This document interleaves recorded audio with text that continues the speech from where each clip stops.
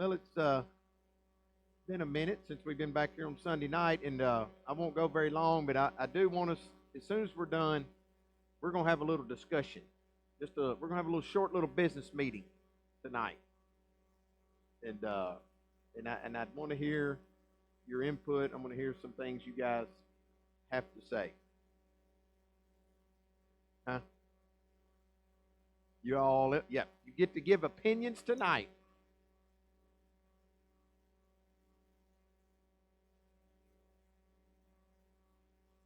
Yeah. Open up a can of worms. Huh? All right. 2 Kings chapter 12. 2 Kings chapter 12. Verse 1, it says, "In the 7th year of Jehu, Jehoash became king, and he reigned 40 years in Jerusalem, and his mother's name was Zibiah of Beersheba. Jehu had been a commander in Ahab's army. But God used Jehu, if you remember, he called him out, anointed him as king, and then sends him to get rid of both the wicked kings of Israel and Judah. So Jehu killed both the kings. Israel is the northern kingdom. Judah's the southern kingdom, right? That's one of the main things you need to remember about this time in history. The kingdoms had split. So Jehu had killed both Joram and Ahaziah. Jehu did a lot good, and he was obedient to God, but not completely, because he kept the idol worship of Jeroboam going. Jeroboam was right after Solomon. You remember, one of the first kings of the northern kingdom of Israel. So one of the things that I need you to remember as we go through Jeremiah and some of the, these Old Testament books, what was happening to the children of Israel is the same thing we see happening today. That we can praise Jesus out of one side of our mouth or on Sunday, and then love the world on Monday. And that's what they were doing in a nutshell. They could worship the Canaanite gods, the Asherah, and all of these things. And they were even, you'll see some of the kings even sacrificing their children, just as the pagans were doing. They sacrificed their children to the god of Moloch. Jehu reigned for 28 years. And so in the 7th year of his reign in Israel is when the young 7-year-old boy Jehoash becomes king of Judah. And he was the last one in the line of David. If you remember the last time we studied the old queen mother, Athaliah, she tries to get rid of all of David's descendants. She wanted her boy and her family, and she's gone to the throne. In fact, she was on the throne for 6 years over the northern kingdom of Israel. They had a woman queen over the kingdom. Well, this little boy, her own sister, took that little baby, knowing what she was trying to do. She took that baby against her sister's will, or without her sister knowing, and hid that little boy for 7 years. Took him to the priest, Jehoiada. Jehoiada was a good priest, a good man of God, and he took care of that baby until he was 7 years old, and then he let all the temple police and all the other priests know this baby is in the line of David. And he has the rightful heir to the throne of Judah. So, of course, they all agreed with Jehoiada. They trusted this priest. And they brought in the baby when he was 7 years old and put him on the throne, and then took her out and killed her. Joash will reign for 40 years, it says here. So, in the 7th year, in the 7th year of Jehu, who was the king of Israel, is when Jehoash became king in Judah, and he reigns 40 years. Now, verse 2 says, Jehoash did right in the sight of the Lord all his days, in which Jehoiada the priest instructed him. Now, notice that. Key part there. In the end tonight, you're going to see me. I'm going to make a big point on this. Jehoash did right in the sight of the Lord all his days, in which Jehoiada the priest instructed him.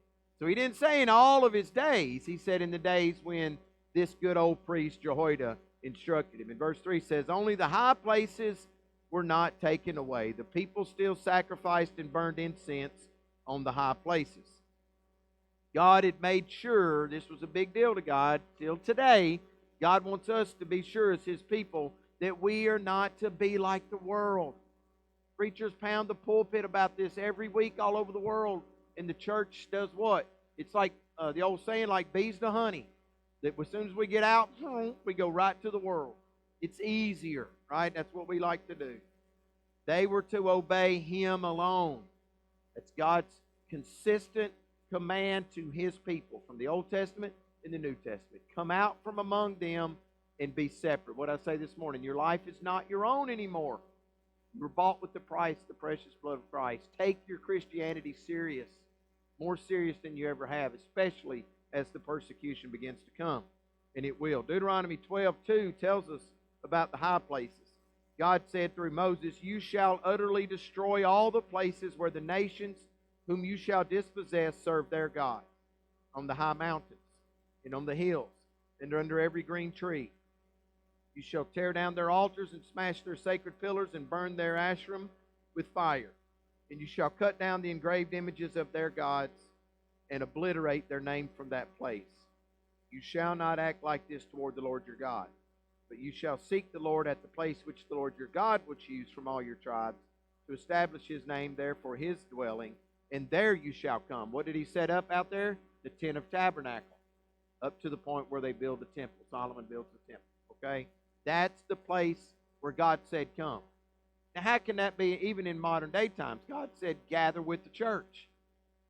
This is where this church body gathers. Don't come into this church. Oh, well, I think we should meet at my house up on the hill. Well, I don't care what you think. The rest of the church gathers here. And that's where you need to come and gather with the church. It's the same thing he's saying back then. Don't just worship how you want to worship. Don't just do what you want to do. Do what God has prescribed in his word, right? The Bible tells us in the New Testament, don't forsake the assembling of yourselves together.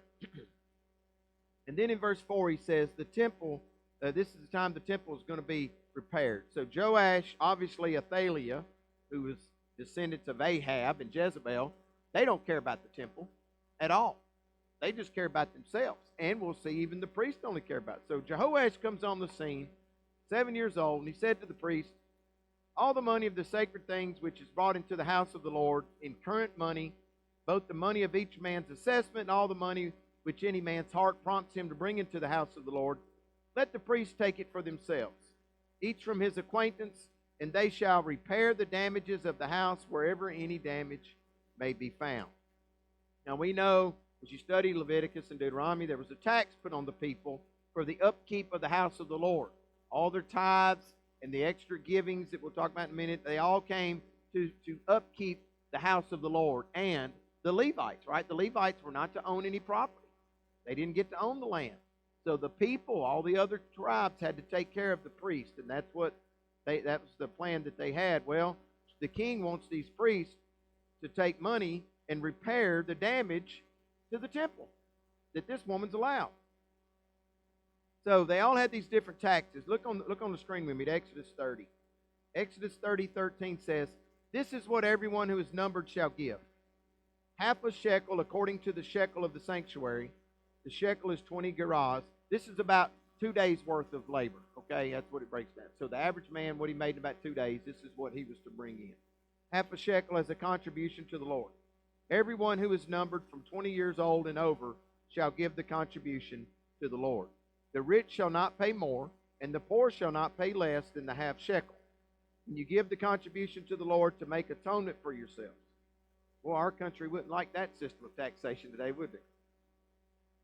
You shall take the atonement money from the sons of Israel and shall give it for the service of the tent of meeting, that it may be a memorial for the sons of Israel before the Lord to make atonement for yourselves. So it was clear to them what God's instructions were. Take care of the temple.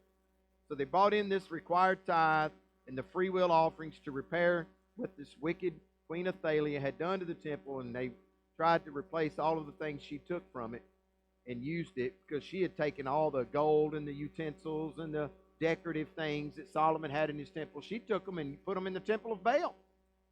That's what she was doing with them. You know, we can see that especially the northern kingdom was so far gone from God. It was ridiculous. Far gone. Now, look at verse 6. But it came about, so the king has told them, go and repair the temple. Go fix the house. But it came about that in the 23rd year of King Jehoash, the priest had not repaired the damages of the house. This is why men take so long to finish projects.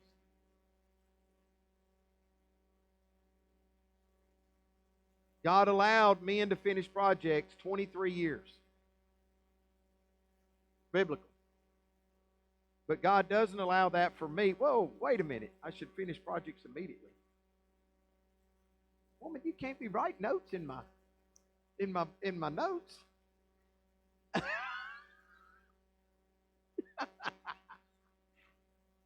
Oh my goodness. Well, you can see the condition of the priest here. 23 years, they had not made any repairs. Yeah, that's classic. Can we pause the camera for a minute?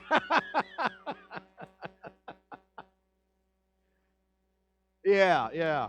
In case you're out there confused, my wife added notes into there to say what she had to say. That's this new complementarianism that's going on, right? Verse 7. Then King Jehoash called for Jehoiada the priest and for the other priests and said to them, why do you not repair the damages of the house? Now therefore take no more money from your acquaintances, but pay it for the damages of the house. So the priests agreed that they would take no more money from the people, nor repair the damages of the house. Well, they don't. All right, we're out completely. What does that tell you about their heart towards God's temple? Apparently 23 years, they're just taking in this money and just, well, that's nice, thank you. And they forgot all about their instructions. They were only to have exactly what they needed. God was very detailed in Leviticus, even what they ate. The Leviticus priests, but they went out on their own, and now they don't even care about fixing the temple. But of course, you remember they had 6 years there with Athaliah where they didn't do anything. She went to the priest of Baal. So verse 9 says, but Jehoiada the priest took a chest and bore a hole in its lid, and put it beside the altar. On the right side as one comes into the house of the Lord. And the priest who guarded the threshold put in it all the money which was brought into the house of the Lord.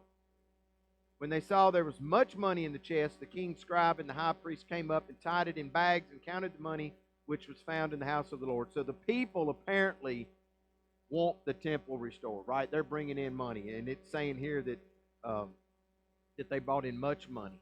They gave the money which was weighed out into the hands of those who did the work, who had the oversight of the house of the Lord, and they paid it out to the carpenters and the builders who worked on the house of the Lord, and to the masons and the stone cutters, and for buying timber and hewn stone to repair the damages to the house of the Lord, and for all that was laid out for the house to repair it. But there were not made for the house of the Lord silver cups, snuffers, bowls, trumpets, any vessels of gold, or vessels of silver from the money which was brought into the house of the Lord. For they gave that to those who did the work, and with it they repaired the house of the Lord. Moreover, watch this part, they did not require an accounting from the men into whose hand they gave the money to pay those who did the work, for they dealt faithfully. So they had a bunch of men come in to repair it, and they could just say, here, take what you need. And they trusted the men. You couldn't trust the priest, but you could trust the men, right, to come in, and they wanted to make sure. See how God is still working? Even though the northern kingdom of Israel, the leadership has gone wicked. Now we're going to get a time here when Jehoash comes in, and he's a good king. But the priests were gone. You couldn't trust the leadership. But the people, God was still working through the people. And so these honest men came in, and they took care of repairing the temple. The money from the guilt offerings and the money from the sin offerings was not brought into the house of the Lord. It was for the priest. And I thought, wow. After the way they just acted, God still allowed them to collect the money. God still provided for them even when they didn't deserve it. How many of you can say you still get provided for even when you feel like you don't deserve it? Well, so this was a good idea. Now, if you go read in 2 Chronicles, it'll tell you that the king actually ordered this box to be set up. The writer here says Jehoiada did it. Jehoiada was a good man. He raised Joash. He did what was right in God's eyes. And we find out in Chronicles that this priest, Jehoiada, he lives for 130 years. Now, when you get past the flood, you get past those guys. Noah lived 900-something years. But after them, they're back down in the hundreds or less. Moses even makes a comment that a man's days, or the psalmist says, a man's days are 70, 80 years if he lives a long life. But this man lives 130 years. So that tells you if God said, he really blessed this Jehoiada guy. He was the last little bit of decency in the whole northern kingdom. but he died. He died. We also see here that the Levitical priests were using we're taking the money from sin offerings and guilt offerings. Now, you go back and look what God had commanded. There were many different types of sacrifices and offerings. There was also burnt offerings. So they had sin offerings, guilt offerings. They had burnt offerings. They had grain offerings. They had peace offerings, purification offerings, and reparation offerings. It was a constant view. The easiest way to understand the sacrifices and the offerings, it's a constant thing that God had established with His people, that they could always come and make things right with God. In all these different things, if you defrauded another person, or if you accidentally broke one of the laws, you accidentally did something, you could make a peace offering for it.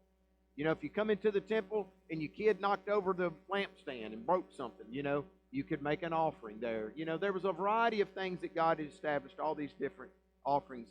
But what I wanted you to take away from there is that God always has left a way for you to get right with Him.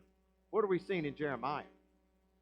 Just week after week after week, constantly telling you, repent, repent, repent. You're going to run into people today who will tell you, I've had this said to me many times, it's too late for me. It's too late for me. We just saw a man, Mr. Tommy, 70 years old, that come to say, he asked me at the altar, will God give me another chance? And what do I get to tell him? Oh, yes. Oh, yes. So, I thought it was cool that, as I said earlier, God provided honest men to complete the work. That made me think of the remnant, right? Even in the church, there's always going to be the faithful few that will always take care of the church. You'll never have to worry. They'll always be there. Verse 17 says, Then Hazael, king of Aram, went up and fought against Gath and captured it. And Hazael set his face to go up to Jerusalem. Jehoash, king of Judah, took all the sacred things that Jehoshaphat and Jehoram and Ahaziah, his father's kings of Judah, had dedicated, and his own sacred things, and all the gold that was found among the treasuries of the house of the Lord and of the king's house, and sent them to Hazael, king of Aram. Then he went away from Jerusalem. Now, 2 Chronicles 24 tells us that after these repairs were made by these honest men of the temple, that's when the Jehoiada the priest died at 130 years old. Immediately after that happened, this Jehoash, right, who's been serving all these years, raised up under this great priest, a good man, a good king. Immediately he began listening to the wicked men. And then he began allowing the worship to the Asherah and the pagan gods to come back in. And so God immediately acts in this man's life, right? Immediately. That's what you're going to do. I'm going to allow this Syrian to come up here, this Aram to come up here and conquer you. Right? He never took a moment here, if you read those verses, he never took a moment to cry out to God, to say, God, Jehoiada's gone, and what do I do now? I need help. What did he do? He listened to wicked counsel. Always make sure you listen to what kind of counsel? Godly, biblical counsel. I found out in my time so many people do not want godly counsel. What they want is to just feel better in their situation. So sometimes they got to go through some pain because they're going through a transformation. Remind them, if you're coming close to God, it's a pruning process. It's a cutting off of the bad stuff that God sees in you, and that's painful. And it's okay that you're going through this pain, but you stay on God's path, and the blessings will come. The joy will come. All of these things, eventually you'll see these things fall to the wayside. But if you start turning and going the way of the world, you go back to your old ways. That's what happened to Joash. But Joash never even had bad old ways. He was raised up in a good home with the good priest Jehoiada raising him all his life. But think about that. Immediately, he turned. After Jehoiada died, he turned to the wicked counsel. And instead of going to God for help, he just pays this wicked king of Syria to not come and attack him. Just gives him all he's got, pays him off. Now, what do you think that king's going to think? Okay, well, I'll take your money for a little while, but I ultimately want what? I want your kingdom. So I'll take all you got and I'll just bleed you down, and then we'll see what happens later on. But look at verse 19, last few verses.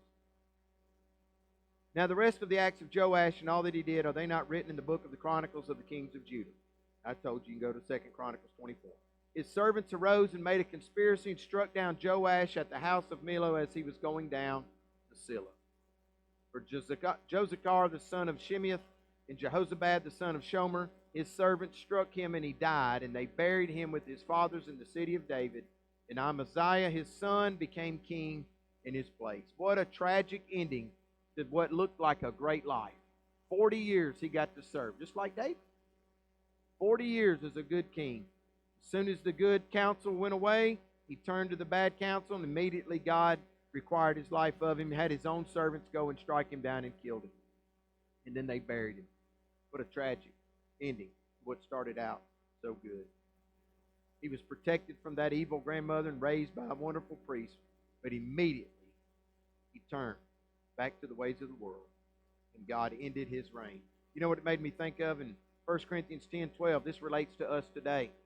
You're walking with the Lord. You're trying to do what the Lord tells you. You're trying to run a Christian home. You're trying to be a good Christian young lady, Christian young man, to do what God says. And things will be going great. For many of you, things will be going great.